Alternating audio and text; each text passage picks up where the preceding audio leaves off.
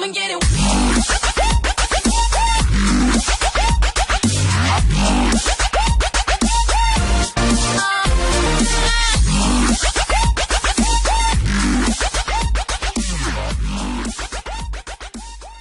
Olá, eu sou o professor Danilo de Oliveira e na videoaula de hoje nós vamos falar sobre um assunto do 6º ano do ensino fundamental, né?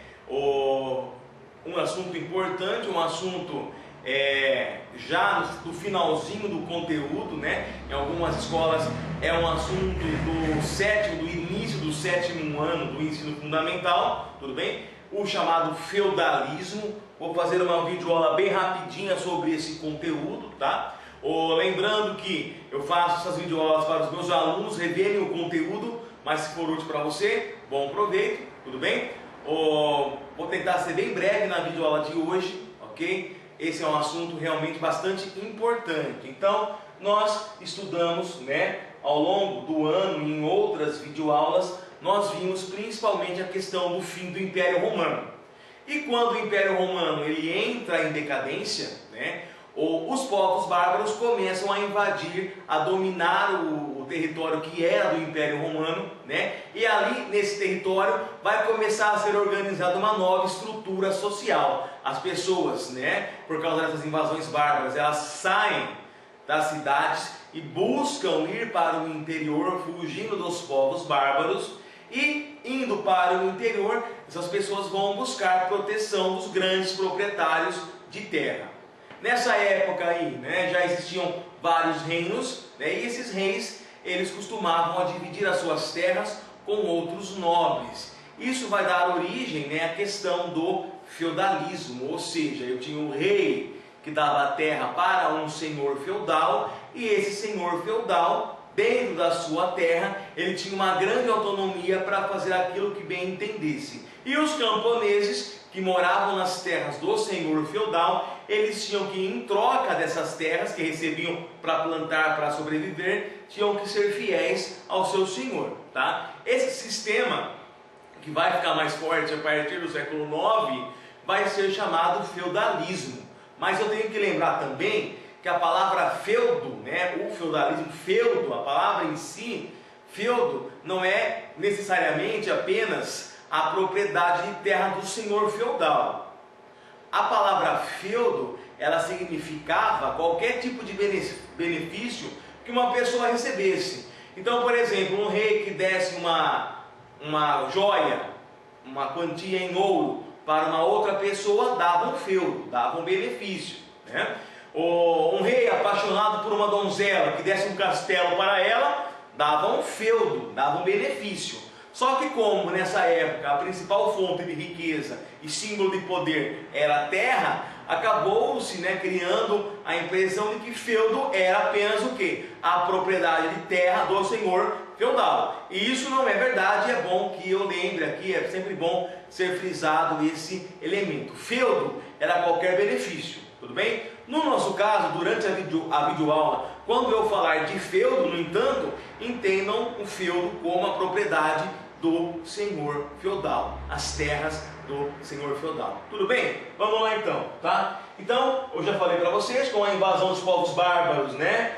As pessoas fogem para o campo, começa o sistema de colonato, ou seja, os servos recebem uma terra do senhor feudal, em troca eles devem trabalhar, ser fiel, né, a ele. Esse relacionamento entre servo, camponês e senhor feudal vai gerar o chamado sistema de suzerania e vassalagem, na qual o suzerano era aquele que dava o benefício e deveria proteger, e o vassalo era aquele que recebia e em troca deveria ser fiel.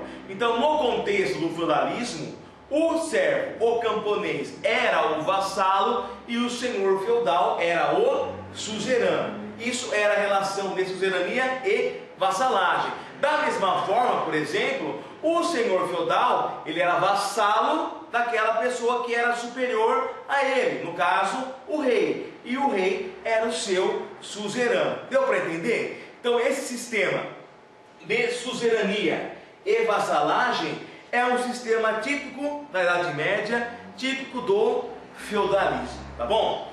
O feudo, no caso, a propriedade do senhor feudal, né? Era uma propriedade grande, ele tinha uma grande extensão de terra. Nessas terras ele podia fazer tudo o que ele bem entendesse. O rei dava uma autonomia para o senhor feudal. Por isso que nós falamos que no feudalismo o poder do rei não era centralizado, era um poder descentralizado. Então o senhor feudal poderia, dentro do seu feudo, criar impostos, fazer justiça, né? Criar moedas. O senhor feudal ele tinha plena autonomia.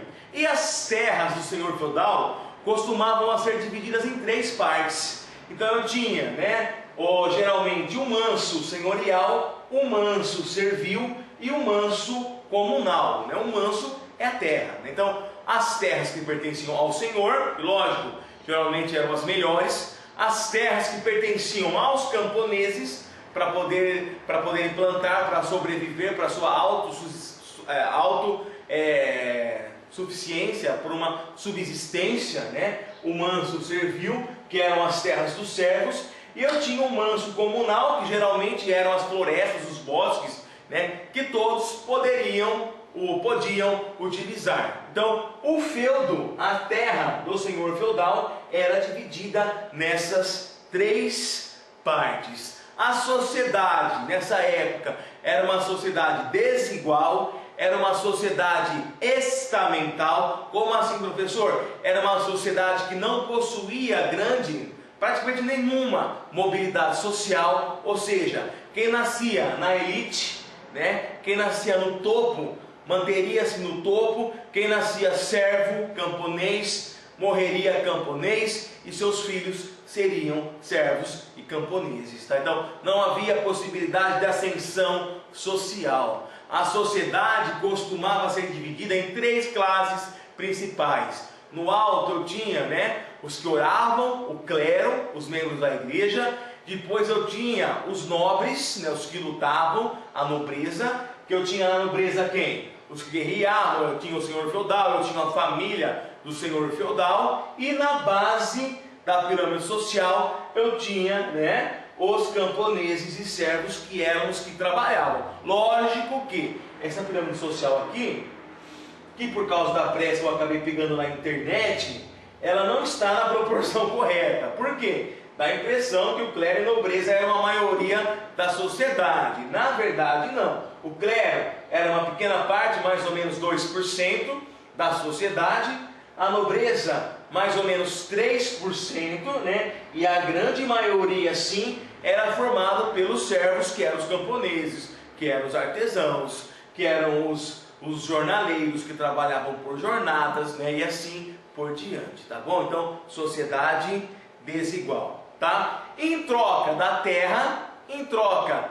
daquele pedacinho de terra que o senhor feudal dava para o camponês tinha várias obrigações em relação ao seu senhor feudal, tá bom? Quais eram essas obrigações, professor? As principais, com certeza, era a corvéia, a talha, a banalidade e a mão morta. Eram as principais. Entre essas principais, eu tenho com certeza mais importantes ainda: a talha e a corvéia.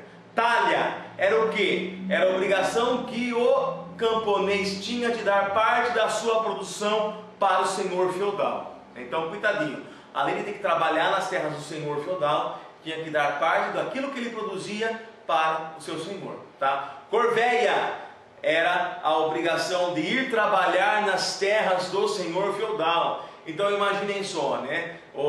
A semana tem 7 dias, um dia não pode trabalhar, que era de descanso, né? Para a igreja, para se dedicar ao Senhor, né? 3 dias eles trabalhavam nas terras dele, do senhor feudal, e 3 dias o camponês trabalhava na sua própria terra para plantar, para ter comida para a sua família. Então essas eram as 2 obrigações principais, mas eu tinha outras, tá? A talha, a corvéia eu citei. Banalidade era um imposto para usar o que? As ferramentas do senhor.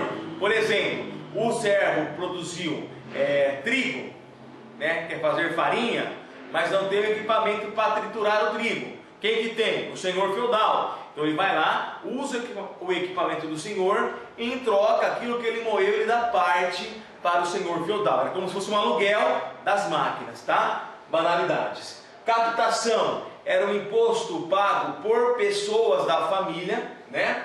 A albergagem era a obrigação que o camponês tinha de abrigar o senhor caso fosse necessário. A mão morta era um imposto, digamos assim, para poder receber a herança quando alguém morria. Para receber a herança tinha que pagar a mão morta, né?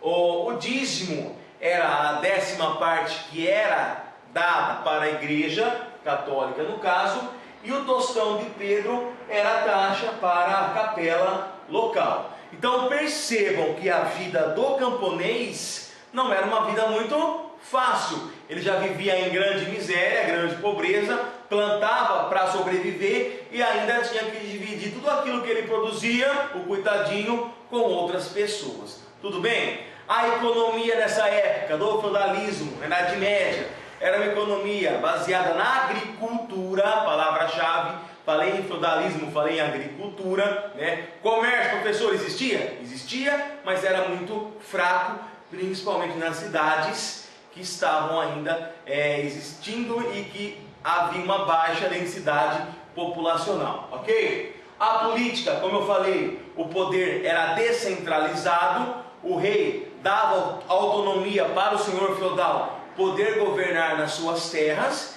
e além do poder do rei e do poder do senhor feudal, uma outra organização que tinha muita influência era a Igreja Católica, tá? Então, do século IX até o século XV, praticamente, eu vou ter o feudalismo existindo na Europa ocidental. A partir do século XI, esse sistema feudal começa a entrar em crise, né? Mas começa a entrar em crise principalmente junto com o crescimento do comércio. Feudalismo não combina com o comércio. Então, quando o comércio começa a se fortalecer, o sistema feudal vai entrando em decadência, tudo bem? Então, isso é importante eu frisar também. Quando o comércio começa a fortalecer, né? Começa a se fortalecer com o renascimento cultural, século XI, quando começam a acontecer as cruzadas, né? E que vão prosseguindo depois. Essas cruzadas vão fazer um intercâmbio entre o Ocidente e ali a região da Terra Santa, né? Então, nesse contexto de vai e vem das cruzadas, o comércio começa a se fortalecer. Eu vou ter no século XIV, um século crítico também para o fim do feudalismo, que vai ser um século de secas. O feudalismo dependia da agricultura. Se eu tenho seca, eu prejudico o sistema feudal, né? E no século XIV eu tive também a famosa peste negra, né? A peste negra, ela dizimou praticamente metade da população de toda a Europa. Varia. Tem historiadores que falam metade, né? Tem historiadores que falam 1/3 da população europeia morreram por causa da peste negra, que recebeu esse nome porque a pessoa, quando estava no seu estágio final, né, de doença, os membros começavam a necrosar, né? A circulação sanguínea ia parando e as extremidades geralmente elas iam ficando negras, né? E aí o nome da doença que era causada pela falta de higiene que existia na época, né? Então, as cidades, no campo, existiam muitos ratos e os ratos contaminados, né? Ou melhor, a pulga do rato, né? Transmitia a doença para os seres humanos, né? E para piorar, teve uma época que eles começaram, ninguém sabia por que existia a peste negra, cogitaram a hipótese de ser os gatos, que tinham muitos também, que estavam transmitindo a doença, começaram a matar todos os gatos. Aí, matando todos os gatos, o número de ratos aumentou ainda mais e o número de doenças também. Tudo por causa, né, da pulguinha que existia no rato, que ia lá e picava, né, o humano e o contaminava. Então eu junto a crise gerada pelas cruzadas, né, o renascimento do comércio. Por quê, professor? Porque o camponês antes só tinha uma expectativa na vida: viver dentro de um feudo. E se não fosse esse feudo, ele podia ir para onde? Para outro feudo. Mesma coisa. Agora, com o comércio, eu vou ter uma nova possibilidade. Então isso enfraquece o feudalismo, né? E aí eu somo no século XIV as secas e somo a peste negra, eu tenho todas as condições para que o feudalismo entre em decadência. Tudo bem, pessoal? Aqui eu tenho uma imagem das cruzadas, o movimento que eles faziam, né, em direção à Terra Santa. Nós sabemos que não eram apenas motivos religiosos, por trás disso tinha outros interesses nobres, que eram filhos mais novos, que não tinham terras, queriam terras para poder explorar, né? Os reis, os governantes, queriam eliminar o excesso de população que tinha na Europa, então mandava para as cruzadas, né, para lutar contra os muçulmanos, para conquistar, né, Jerusalém, mas eles sabiam que a maioria ia morrer, não ia voltar, né? Então tem toda essa questão por trás das cruzadas, tá? Mas o meu foco hoje foi falar sobre o feudalismo, a sociedade, a economia, as obrigações dos servos, né? Quem era o senhor feudal, o que era o feudo, as partes do feudo, isso aí, ok? Se alguém teve alguma dúvida, volta a videoaula, assiste de novo. Se não entendeu mesmo assim, pode mandar um e-mail, tá? prof.anildeoliveira@gmail.com e eu vou responder para você com o maior prazer. Tudo bem, pessoal? Então, muito obrigado por ver essa videoaula e até uma próxima videoaula, se Deus quiser. Um grande abraço para vocês. Tchau, tchau.